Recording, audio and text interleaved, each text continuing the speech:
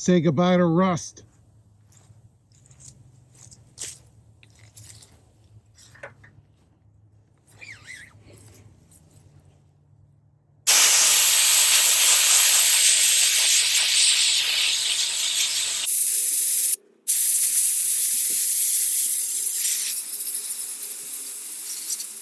Overtime!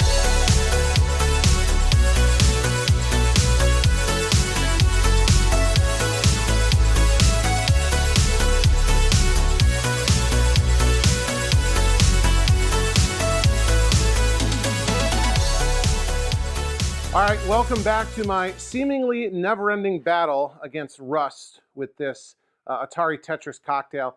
And we've skipped ahead a little bit. I've actually been working on this for weeks. I know it's been a couple of weeks since my last update video, but I've been working on this sort of nonstop in between, terrible weather. It's been super cold, and I've been traveling for work and busy with kid stuff. But I'm making progress, and I think we're almost done.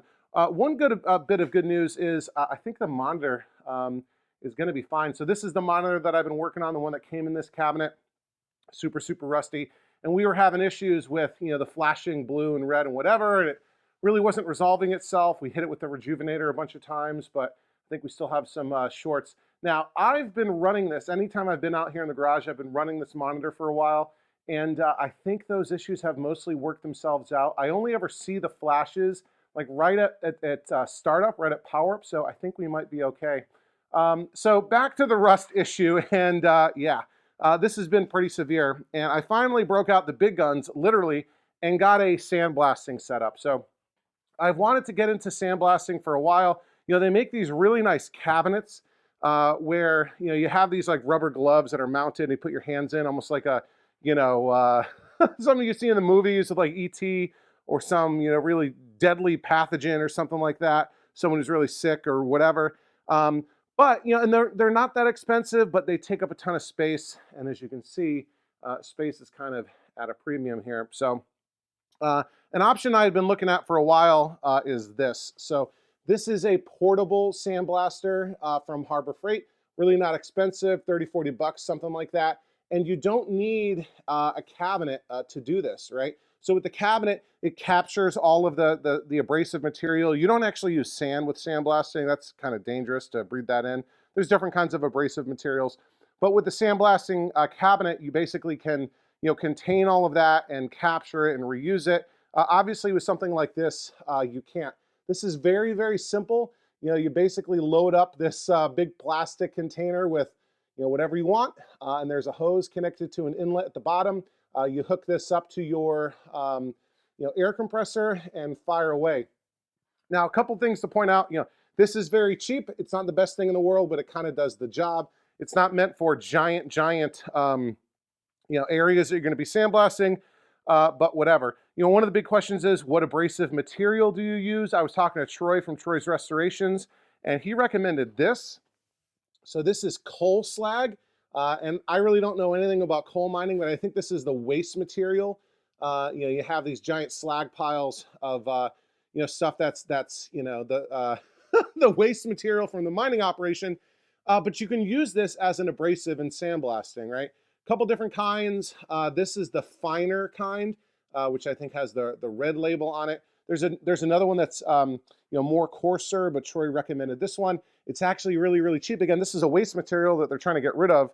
So I think this 50-pound bag was something like 11, 12 bucks at Tractor Supply. So if you have a local Tractor Supply company store. But yeah, this seemed to work okay. And you basically just load it in and hook it up to your air compressor. You need a larger air compressor. So fortunately, I have two. I have the larger one that I've used for HVLP setups, and then the smaller one. So I did hook it up to the larger one. One of the issues you have is that inlet sucks it out from the bottom, runs it through the hose and out through the nozzle of the spray gun here, and it'll create voids because this stuff sorts of kind of clumps together. So every now and then you got to shake it to sort of make the sand or the coal slag kind of slide back down. Otherwise, it stops running. But yeah, that worked out okay. And you really need some PPE, some personal protective equipment when you're doing this. Regular gloves and safety glasses are not enough. I got these rubber blasting gloves, again, from Harbor Freight, really cheap, but they're just really heavy-duty rubber gloves, to protect your hands You don't want to accidentally hit your hand with the sandblasting material and take the skin off down to the bone. And then I also got this hood here that looks again like I'm some sort of hazmat response sort of thing, or a flamethrower kind of hood. And again, this prevents any of that sandblasting material from getting inside and getting into your eyes and ears and whatever. So very, very important to point out. So the end results, it was fine. It worked pretty good on any exposed rust. It took that rust right off. It didn't really do a great job stripping the paint off of the rest of the coin door. So what I ended up doing was I used my, let me find it here. I used my angle grinder. So, it was taking, the sandblaster was taking all of the rust off of the coin door, but the paint just didn't want to go, and I was getting very impatient. I didn't want to resort to, citrus strip or anything like that. So I broke out my angle grinder, put a 120 grit flap wheel on it, and that made very, very quick work of all of the paint that was being stubborn. And that worked great, took all the paint off. However, it did kind of mar the surface a little bit. You can see maybe in the light, it digs into the metal maybe more than I would have wanted. But so if I was doing this as a museum piece, I wouldn't have done that. And I'll only do this in the future when I'm really getting impatient. But it worked. It just is a little more aggressive than you want. Maybe a finer grit of flap wheel disc would be the way to go, 220 or 320 or something like that. But it worked. And I went ahead and I painted for the coin door itself, and the lower coin door down there. I put a little bit of hammered finish on it too, and you can kind of see it. It's never as good as the original hammered finish, but it puts a little bit of texture onto the coin door. And then again over that with Rust-Oleum Universal Satin Black. I also did the control panels, and I have the actual CPO covered up. So you're not going to be able to, you can see how it's all covered up right there. And at this angle, you can also kind of see how aggressive the angle grinder with the flap wheel disc, but this is going to be on below. It looks like a really lousy bondoing job, so maybe I could have sanded it or whatever, but that's the underside. You're never going to see it. So I think that came out okay. Over here at the cabinet itself, this is looking great. I put, I think, 4 coats of paint on this, and this is looking really, really nice. And I can come here and pull off the masking I had on the Dynamo sticker right there, because I didn't want to cover that up. So there we go, and that's looking real nice. And we're ready for reassembly with the cabinet. I'd had all the, I left the harness in and I kind of taped it off and covered up all of the connectors and whatnot. So that's looking good. And yeah, I'm making really good progress. And I'm almost at the point of reassembly. But back over here, I've had this thing going for a couple of weeks. So I'm really interested to get, and this is obviously the tumbler, the vibratory or vibrating tumbler, where I had a lot of the parts in there that needed to have rust and old paint stripped off. So that's been going in there for weeks, really almost nonstop. Over here, I've had a bunch of other parts like the coin mechs and whatever, that sort of stuff here in this bucket of evaporust for like 2 weeks. So we're going to drain this out and see how things are going there. But first thing I want to do is go through the parts that were in the tumbler, and basically what I want to do is sift all of the crushed walnut shells out, and so save all of the small parts. So I've got a little 5-gallon bucket here from Harbor Freight, and I've got this thing which is like a sifter. It's designed to sit right on top of a 5-gallon bucket. I think it's more for like gardening, to sift soil. But the screen here, the mesh is 1/8 of an inch, which should be a perfect size to let all of the crushed walnut shells fall through and save all of the small screws and everything. So, and I know they do sell one, specifically designed for the tumbler, but that sort of kit is a little bit more expensive, and I think this was like $8 or something like that. So let me get the tripod set up, and we will sift all of that crushed walnut shell abrasive material out of the tumbler and take a look at the parts that we got. Okay, I think we're set up here to sift out all of the abrasive material from the tumbler. So here we go, we'll pour this in, and hopefully everything just doesn't go everywhere. We'll need to throw out you know, the walnut shell, it's probably, whoa, all this dust. I don't want to breathe that in. It's probably lost most of its abrasiveness. There we go. It's all empty now. To the point where maybe the last couple of days, it really wasn't doing much to, oh man, the smoke is going everywhere. The dust is going everywhere. It really wasn't, oh man, it probably wasn't doing much the last few days, you know, with the walnut shell losing all of its abrasiveness, but I think we're doing pretty good here. Sift all that out. Oh. And yeah, so I ended up taking apart a bunch of these smaller things that I was trying to avoid that in the first place. And there's still some, you know, a little bit of corrosion in there, pitting, that sort of thing. But for the most part, this is looking great. And you know, I had actually already pulled out the brackets that hold the control panel on like this, so that I could paint them. So these are looking good. I actually still need to paint the inside. It looks like I forgot to paint that. Good job, Charlie. So, all right, but yeah, all this, and you know, one of the other issues you have is, if it'll focus, the abrasive material gets into the slots for the screwdriver. So you almost got to pick that out. And look at this; it got wedged, packed into this nut. But well, so I think this is fine. We'll clean this up a little bit. And the parts that need to be painted, like the heads of carriage bolts, that sort of thing, we'll paint those, and then we'll be able to, ooh, look at that, that's real nice and shiny there. We'll be able to reuse all of this in the reassembly of the cabinet. But yeah, I think this little mesh screen did great. You know, got tons and tons of nuts and bolts and screws in here. So yeah, let me get these cleaned up, and then we'll move on to emptying out the bucket of evaporust. All right, now with the evaporust, you are supposed to be able to reuse it.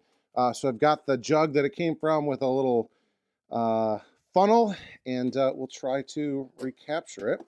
So here we go. There's our stuff, and yeah, that looks a lot better than it was originally. I'm gonna reach in and pull some of this stuff out so that it doesn't fly out on me. And look at that. These buttons are no longer seized up with rust, which is really what I was, the whole point of doing this. So the springs still work. Look at that. This one, the spring is missing, but that is awesome. Got my gloves on because I don't want to just get it everywhere. Let's see with this one. Oh, there we go. That one had to be broken loose, but hey, it's moving. All right. That's great. Put that here. And there's only other one thing, and I ended up cutting the coin door harness so I could take this part off. But look at that. That looks great. All the rust is, this is much better even than the tumbler. So, oof, the smell of this stuff. So now I'm going to try to very carefully pour this back in, and this is likely going to be a disaster. Yep, already spilled some. And it's splashing.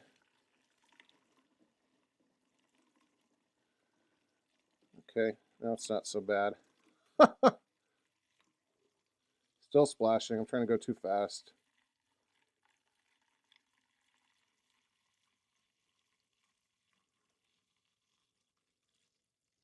Almost.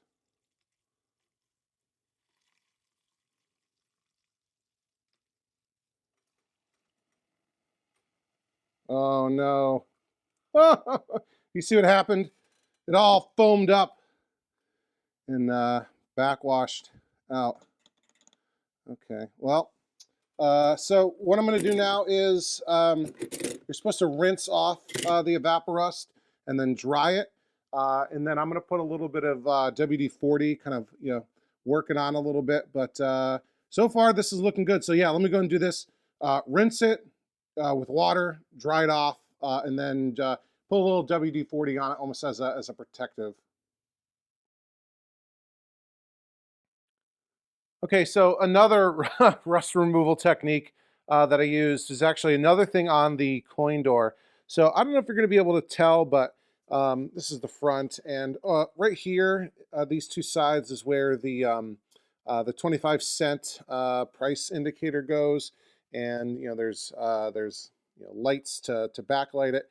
And what holds it in place is there are these two posts, top and bottom, for each one.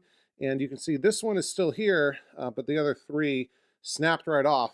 The little tiny nuts that hold on to those studs were seized on with rust, and when I tried to remove them, they popped right off. So I was actually talking to Dell from Dell's Arcade about what to do, and he recommended soaking it in Evaporust to remove the rust, and then soaking it in this stuff, which is Seafoam Deep Creep, another type of penetrating oil. So you've seen me use different kinds on the channel before, like with the Moon Patrol cocktail. So yeah, I let it soak, and you can see the three little nuts with little nubs of posts in them. I've let these soak for, I don't know, maybe 2 weeks. They soaked for a couple days first in Evaporust, and then they've soaked the rest of the time in this penetrating oil. And I'm hoping I can do something here to break them loose. All right. And we'll kind of wipe off the oil here, the Seafoam Deep Creep. All right. And I wonder if it'll be so loose that it just comes right off of my hand. And no, I don't think it's quite moving like that. So let me see if I can use my needle nose. And is it coming? I don't really want to mangle the threads. Okay, there I go. Huh.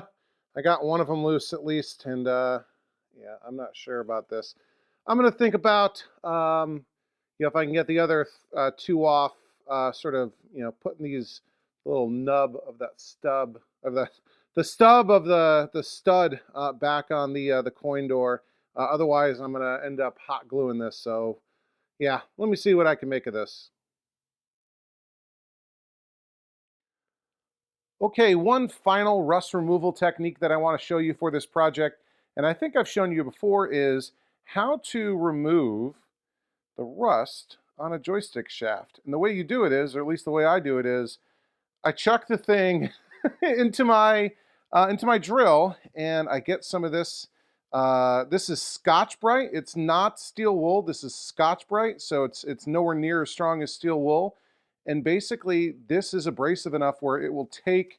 I mean, this is pretty heavily rusted, as is everything in this game. It'll take the rust off of the joystick shaft. So I've got it chucked in, and you want to be careful not to, strip the finish off of the ball top. But I chuck it into my drill, and then I sort of hold it real tight and just let it go.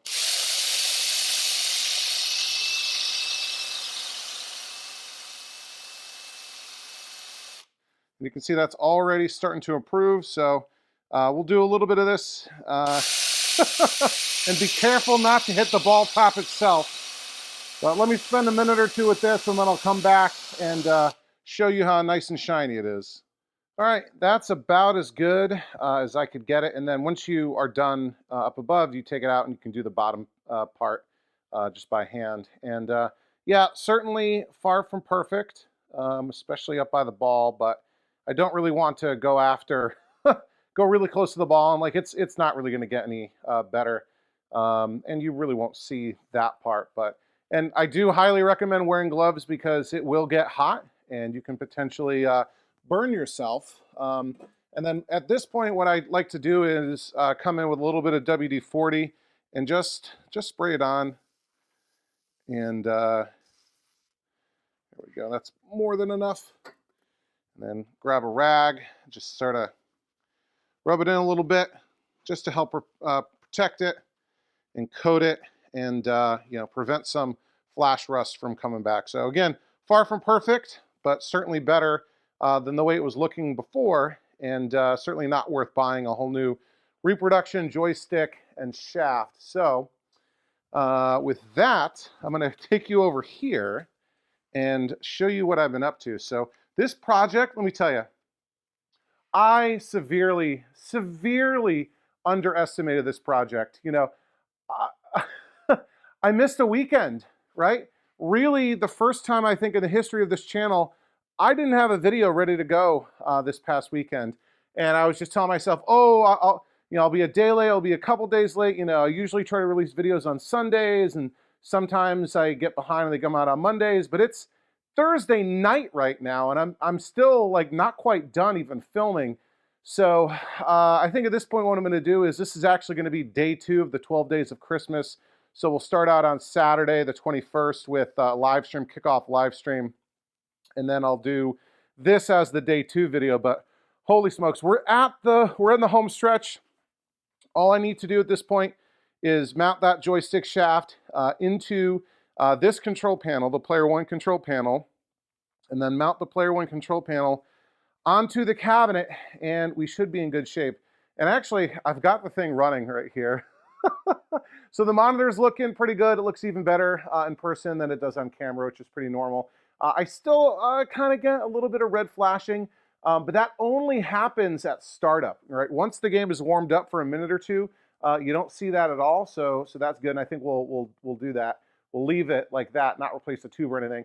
There is the tabletop of the cabinet over there, all set and ready to go. So yeah, a couple of things I did. You know, honestly, admittedly, I took some shortcuts. I was, you know, this game, this cabinet, this Tetris cocktail is going to my new office at work. We recently changed and moved to a new office. Got a great spot for this, and I've been telling people this has been coming, and it's delayed. It's almost Christmas break now. And we had an event this Tuesday and Wednesday this week, and I was hoping to have it done by then, but I missed that opportunity. I missed my window. People flew in, not to play the game, but for this event, and they missed out. And I was taking shortcuts, and I'm not going to go back and resolve them. So some of the shortcuts I took, I mentioned I had bought new plexi to make a new cover for the control panel overlay, because particularly this one, there's some nicks and chips and cracks, and there's a corner missing from this one, but that's going to go up against the wall. So I didn't take the time to go and actually cut a new control panel overlay or new control panel cover, but you can see the overlay that I was able to expose by taking the another layer of overlay off. I think this goes a lot better with the Tetris colors, sort of red, sunset, whatever type of stuff. Ton of work. I repainted this whole cabinet after, repairing everything with Bondo and sanding, et cetera, et cetera. It's got new T-molding, and actually it has more T-molding than you might expect. Sort of all around any thing that would be an exposed edge has T-molding. All of the black metal parts were removed and the rust stripped off and repainted, so that's looking good. Like the speaker grill down there, I still need to wipe down the cabinet. And the coin doors are looking pretty good. I actually don't have any 555 bulbs, like the wedge style bulbs, so I need to get some more of those. And one of the things I did also to save myself some time and aggravation, and look at this. Look at these coin reject buttons. These things were all seized up with rust before, and now they move nice and freely. I still need to get locks for the coin doors, just at least for aesthetics. But one thing I did to save myself some time is this is not a functional coin door anymore. All the parts, most of the parts have been removed. I've got the coin counter here just because that's part of the wiring for the lights. But like you can see, I'm missing the bulbs, missing the coin mechs, and I probably need to zip tie this stuff in place so it won't get knocked out of the way. But so not going to go with functional coin doors. This zip tie here is a funny story. There's this sort of roller bar here. It's part of the mechanism to help the button go. And there's a little E-clip that retains it. That E-clip rusted out or dissolved entirely in the when it was in the evaporust. So I needed a new E-clip, took it to Ace Hardware, got the new E-clip, but then I lost the roller bar. And but fortunately, little zip tie, in attract mode, music is on. Little zip tie still works just fine. So that's okay. What else? Had to get a new little push bolt right there, so that's good. And like I mentioned, the posts to hold on the bezel for the coin, sort of the price tag things. 3 of the 4 posts or studs had been so rusted that they broke off, and I went through the whole trouble with the seafoam stuff to get them out, and then I used JB Weld to mount them on. And of course, as soon as I try to reinstall the bolts, all 4 of them, or all 3 of them snap off. So I've got hot glue sort of holding these on. I guess theoretically I could use super glue, but that's a very permanent thing. And the hot glue will hold on unless someone really tries to push it off, but that'll be okay. And then I have one stud holding it on there. So that's the upper coin door. Lower coin door is pretty basic. There's no coin bucket down there. Coming into the inside of the cabinet, you can see how freshly, nicely painted it is, looking nice. Totally new power supply setup, new switching power supply, new isolation transformer, new line filter. Reused all of the original wiring, which was great, and all of the harness here, and you can see the Atari Tetris PCB right there. I had a bit of a scare last night when I plugged in the board just to test the monitor out, and I could see Tetris was playing, but it was all kinds of screwed up. Sync wasn't working right, and the colors were all wrong. And I knew it wasn't a monitor issue because I had the TPG was showing me that the monitor was looking good. I grabbed the PCB out, took it down to the basement to actually the Deco Burger Time cabinet, which is a JAMA setup for the bit kit. Threw the PCB in there, and everything looked perfect. Perfect sync, perfect color, everything. So if it's not the PCB and it's not the monitor, and I didn't think it was the power supply, what could it be? And I'm like, oh no, is the harness bad? Am I going to have to repin the edge connector, or is there just too much corrosion on the harness itself and I should just replace it? But what I ended up doing, and I had already cleaned the edge connector with some deoxit, but I went in and took a teeny tiny flathead screwdriver and one by one bent back all of the pins just to make much more solid contact with the edge connector on the PCB. And that was my theory because I would wiggle the edge connector and all kinds of issues were happening on the screen. So that seems to have done the trick, because that's looking pretty good. All the colors are there. We're not having any sync issues or color issues or what do you call it, DeGauss issues, nothing like that. So here's what I'm going to do. I'm going to install the joystick shaft into the Player One control panel. I'm going to install the Player One control panel onto the cabinet. I'll put the cocktail tabletop back onto the cabinet, and then we will finally get to play some Atari Tetris. So yeah, you don't want to miss that. Okay, I've got the Player One control panel installed, and so now I can come over here and without dropping it, install the cocktail tabletop. There's like 2 hinges that it sort of hooks into on the back side, and we'll come down here. It's sort of a tight fit. All right, and I will latch it into place. And yeah, you can see how I cut a new cardboard or cardstock really bezel. And come on, latch. There we go. And it's the original shroud that was in the cabinet. And yeah, you can see a little bit of the Tetris screen burn. I wouldn't want to use this tube for anything other than Tetris. So come on. Here we go. Okay. So yeah, I think I did a pretty decent job. Oh, come on. Transferring the the artwork, that's all glary, from the old cabinet onto the new one, right? So the Tetris sort of cards here, and then instruction stickers about how to play as if you don't know how to play Tetris. And the only thing, I think the cardstock turned out great, except it is very much a matte finish, M-A-T-T-E. And the original, I still have some pieces of it over here. The original had like this double blue line sort of thing, which I was not going to recreate. But you can see that this is not matte. This is maybe like a semi-gloss. So if I was going to do this over again, and I'm not going to do it over again, I might have held out for, I don't know, a more, found a shinier sort of cardstock to use. But I'm happy with this. So let me go and fire it up. Turn it on in 3, 2, 1. Okay, I did turn off the attract mode sounds because I'm not going to want that for my office, and we'll see Tetris come up on the screen. Oh, we've got a Degas issue here. I'm not going to worry about this for now. Like, it should be red and blue like it is over here. We have sort of a, wow, orange and purple. I'm not really going to worry about that because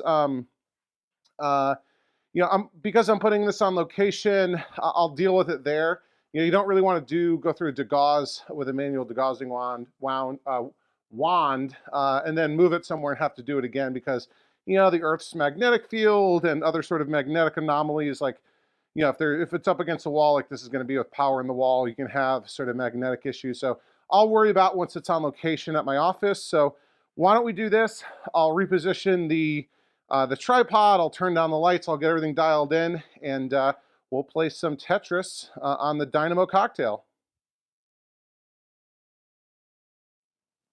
Okay, here we go, Atari Tetris.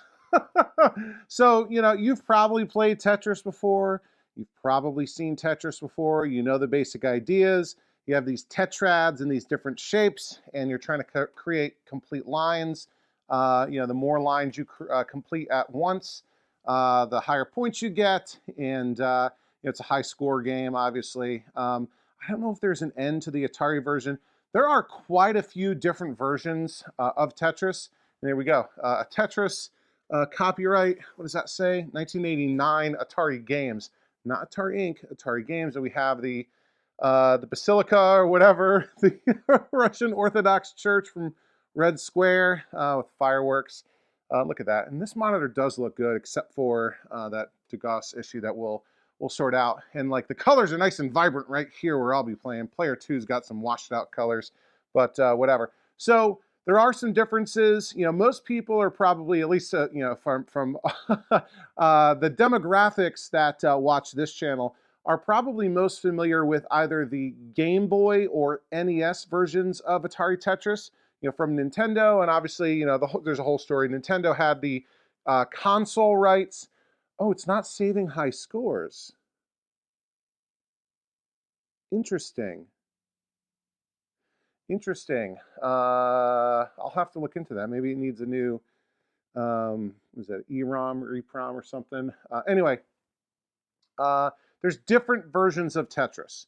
And in the Game Boy and NES versions, you can actually rotate in both directions. One of the big things that I've noticed, you can rotate in both directions. So you've got the A and B buttons on the Game Boy and the NES controller, and you can rotate the tetrads in either direction. And although there are two buttons here on either side of the joystick, it's a single action button, right? So that button does both, it's both start and rotation, and it only goes in one direction, okay? It only, I think it only goes clockwise, right?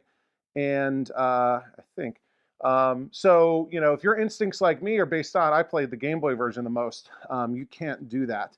The music's obviously different than the Game Boy and NES versions. I think you know, there's like a skill step here, and the medium music is the best. But yeah, other than that, it's Tetris, and it's on free play, so I'm going to go ahead and hit start. And yeah, maybe I need to figure out something how to save those high scores. So here we go. And like I said, there's a skill step where you can pick what you want, but we'll start on easy. And there's no, you know, point bonus for that. And yeah, it tells you how to play. Rotate pieces to fill lines, and complete 5 lines to go to the next round. It gets harder and harder. And you know, it's set on free play, and player 2 can join in at any time. And I don't think it's actually like set for competition this way. Like, I don't know if you're really competing in the sense that you can, you know, create more lines for the other person to have to deal with, or what, as you know, later versions of Tetris would cause. And yeah, I played a ton of Game Boy Tetris when I was a kid, to the point where I would dream about Tetris. And yeah, we'll do this to set up a Tetris in a bit.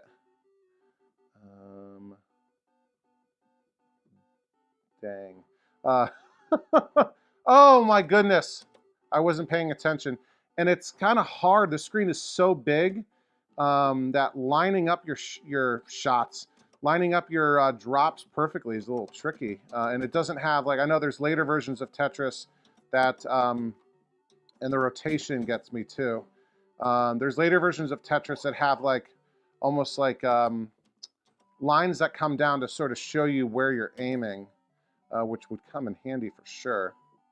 But what was I even talking about?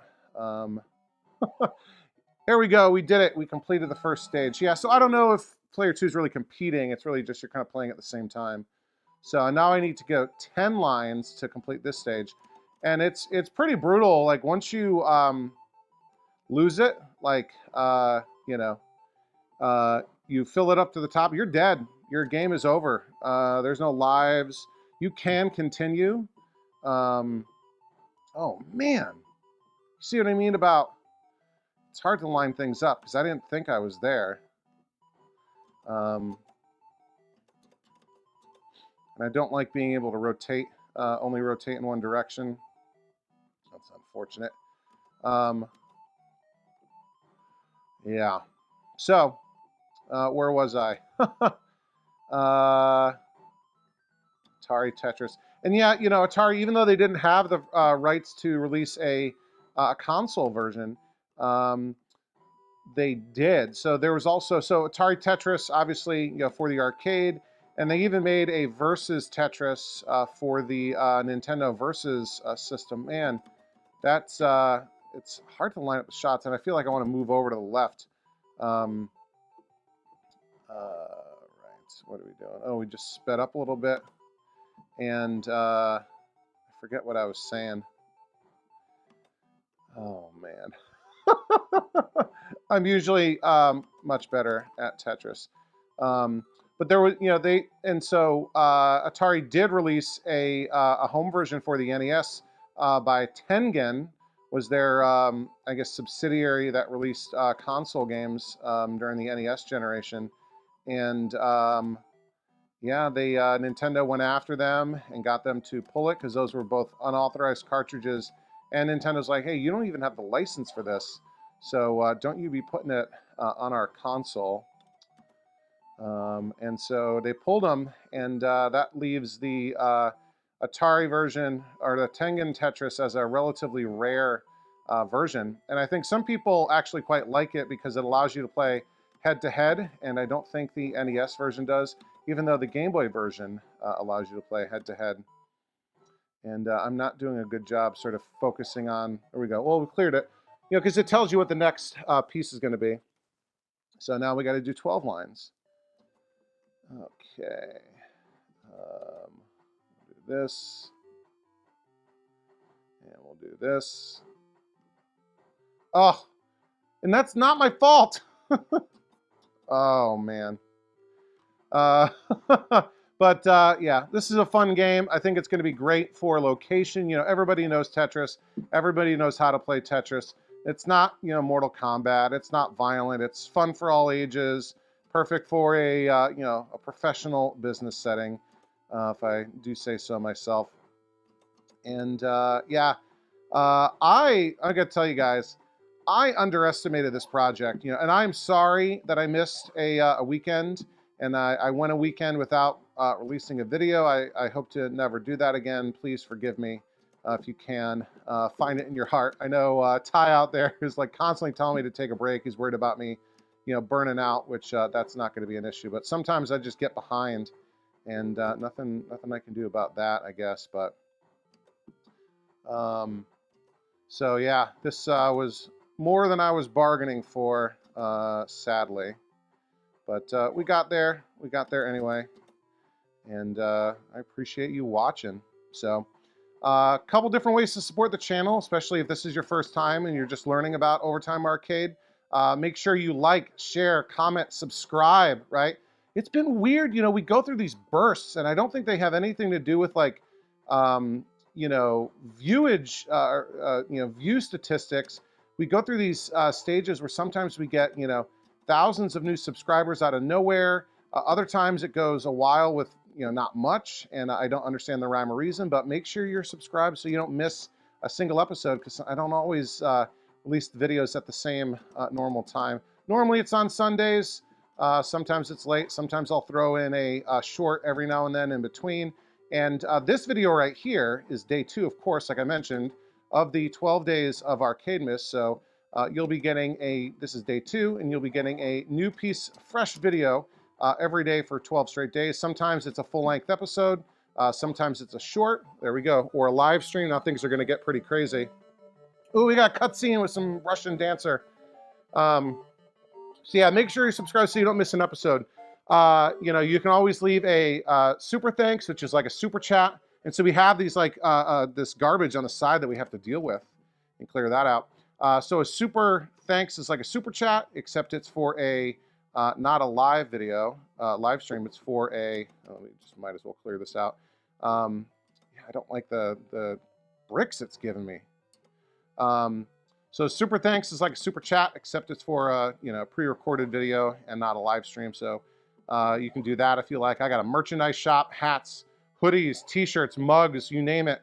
Unfortunately, it's too late to order to get stuff in time for Christmas, but get a head start on next year.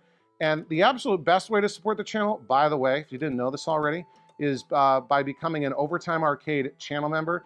Basically, how that works is you donate $1.99 a month, and you get to be like around 100 other really cool people are doing this already.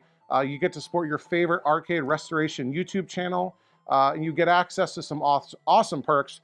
You get early access to all new videos, so even if these videos are late, I always release them early for channel members. And so you get early access to all new videos. We do a monthly members-only live stream, and that'll be coming up soon for the month of December. Whoops. And you also, the best part is you get access to our private members-only Discord. It's a great community, a lot of fun, very positive, little to no drama. We're all human, so sometimes there's a little bit of drama, but little to no drama. And, constantly sharing what we're working on, what we're collecting, what we're playing. We do weekly tournaments. We did a Secret Santa, so I did 2 Secret Santas this year, the arcade-related Secret Santas. That wasn't so bad. 2 arcade-related Secret Santas. Look at that, increasing difficulty. The Claw of Secret Santa, like I always do, and we did a we did a Discord Secret Santa for the Overtime Arcade members-only Discord, and that was really awesome. And I am absolutely blown away. And you will be too when you see. I'll show it. I do an unboxing video on Christmas Day every year, and so you guys are going to be blown away when you see that. So, really want to thank all of the channel members who help support this channel. I don't do this full time. I've got a normal job, like I mentioned. This is going to my office at work, at my day job, and I just do this for fun on the side. I don't make money off of like even selling these games or anything like that. I wouldn't even break even if I did, the way I restore these. It's just fun. And any, money that I get from the channel memberships or donations or whatever get reinvested back into this channel. Either parts for projects that I'm working on, or they pay for new projects that I pick up, imagine that, and or stuff for the production of the channel. I've been experimenting with some different video editing tools, but I'll probably stick with iMovie, believe it or not, for the time being. It's just easier for me. I probably need to get another new tripod. I don't love the one that I have right now. Thanks a lot, Chance from the Canadian Arcade and the Coin Jam podcast. He recommended a tripod to me that I don't actually love, but that's all right. Even though you're a professional and you should know better. Yeah, really appreciate everyone who supports the channel. These awesome group of folks. And yeah, you'll see their names at the end. That's also been something new that I've been doing lately, is like thanking them all by throwing their names up on the screen at the end of the video. Yeah, this is getting a little tricky. I should probably focus and not talk. But then I feel like, then this becomes a let's play and not a, I don't know, commentary or whatever. And what's really screwing me up too is it doesn't rotate the way I would expect, like right there. So we might be getting towards the end here, but I will fight to stay alive. Survive in advance. Oh, you saw what happened there. Yeah, the rotations. I don't think there's a way out of this. Nope. Okay. Not bad, but you'll see it will allow me to continue if I want. But yeah, and then I'll enter my name for the high score. But guys, yeah, let's see. This is like random. I don't understand. Is that like a pokey issue? Here we go. But it's not saving it because I had done it. I had done it before. But okay, guys, I think that's it. We've completed another project before the end of the year. Atari Tetris Cocktail is done. It is done. It's ready to go to its home at my office at work. And believe it or not, I'm kind of maybe going to try to get 2 more projects done by the end of the year, but I don't know if that's going to happen. One of them is the M.A.S.K, which is hiding back there somewhere, and there's also the side Sandblasting that I want to get done. But anyway, Tetris Cocktail is done. I got lots of more projects coming. As always, thanks for watching Overtime Arcade. I'm Charlie, and I'll see you next time. Overtime!